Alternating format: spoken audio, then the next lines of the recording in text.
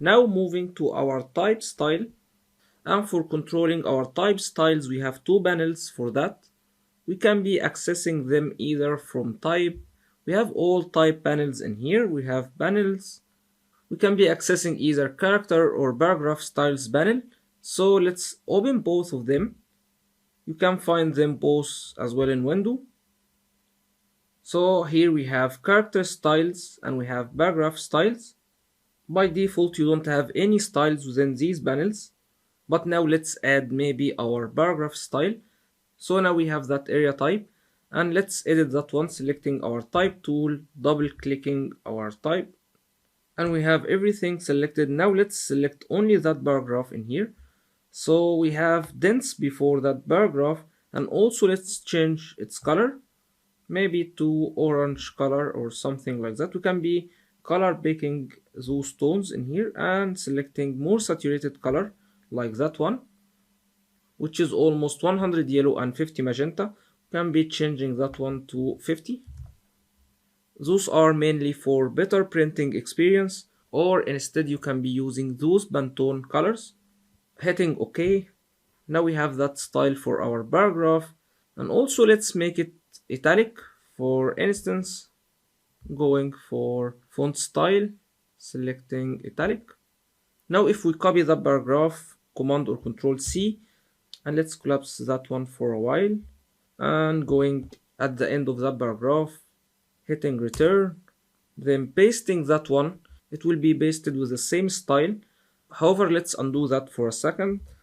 Instead we can be right clicking in here, paste without formatting. Now it doesn't have the same formatting for that paragraph, but let's say we're not going to be copying and pasting, we're going to be applying the same style on a different type, and we need to be copying that style and paste it to our type. So all we need to do is to just click on our paragraph and going to our paragraph style panel, adding a new paragraph style by clicking that one, or going to that hamburger menu, selecting new paragraph style. Now we have that paragraph style added to our panel. If we need to check that one, we can be going to our hamburger menu once again, selecting style options, and we can see that this one is using Media Pro italic, and we have that color, and we have also indents and spacing for that paragraph. We can be checking them in here, or even we can be customizing them if we want later to update our paragraph style. However, I'm gonna keep it that way, pressing OK. And now let's select that paragraph, selecting our type tool, clicking in here. Let's apply that paragraph style. Now we can see that plus icon added to our paragraph, which means that we have overrides added to our style, so we need to be clearing them in order to apply our original paragraph style. Going to our hamburger menu and selecting clear override. Now we have our original style added. We can also rename that one, going to our hamburger menu, style options. Let's call it maybe italic orange. Okay, so we have that style added to our paragraph style. And the same thing also applies to character styles panel. If we select that one, now we can be adding a style maybe for our first word within our paragraph, or even our headlines. So we can be selecting our headline and changing its color using the same color in here, 50 tab 100, pressing OK. Now we have the same color. Let's add that as a character style.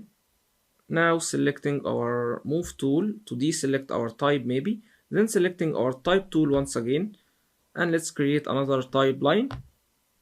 We have that one by default, remembering our previous settings. However, I'm gonna be changing them slightly or maybe completely, so let's highlighting everything. So let's select bold, maybe changing also our font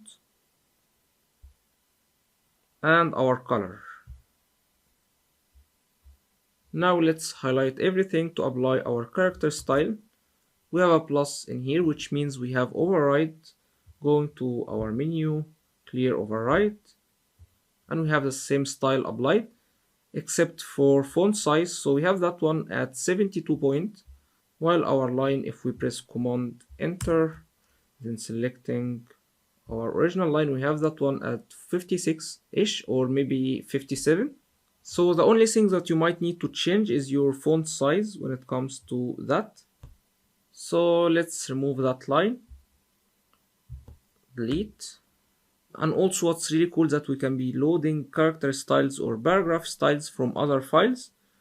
And that's by going to that hamburger menu again. And you can be selecting load character styles.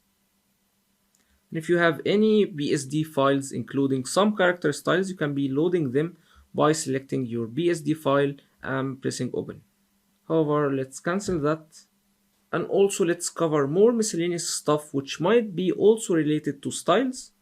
So for instance, if we duplicate that one in here, we can be converting that one into a vertical line by going to type, then orientation. We can be selecting vertical instead, which is also applied by selecting vertical type tool.